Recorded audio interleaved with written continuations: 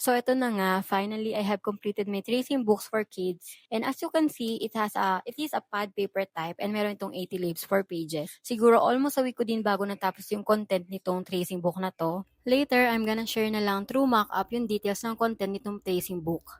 And I'm also thinking if up for sale na ba or gawa pa ako ng ibang product para ma-bundle sale ko since dito sa Riyadh is mag-start pa lang ang pasukan ng Philippine School. So what do you think guys? So syempre as a first timer na crafter, marami akong dapat i-consider at madami rin akong dapat matutunan, 'di ba? Parang 2 months ago, dun ako nag-decide na sige, why not i-try ko agad yung printing business or yung crafting business regarding sa schools or mga school supplies ba. The reason why I want to try this is because I am a stay-at-home mom and nagbabaka sakaling kumita dito lang sa bahay, di ba? Gaya ng katulad ng ibang mami natin na crafter. Oops, dito ay bawal magdrama. Kaya naman dapat happy thoughts lang tayo lagi mga mi. If ever man may nakakapanood nitong full video ko, sana po mag-iwan po kayo ng comment kasi napakalaking bagay sa akin ng mga comment ngayon dahil isa yon sa way na para matuto po ko dito sa pagka-craft ng iba't ibang klaseng school supplies or any stationery. At dahil nga po sa mga videos po ng mga kapwa crafter ko, ayun po, din nga po ako natututo. Yung nga lang, sa mga panapanood kong video is mukhang napakadali po pero pag actual na po palang gagawin ay napakahirap. Katulad na lang po ng napagdaanan ko ngayong araw na to. Hindi po pala biro ang paglalagay ng tough film or cold laminating film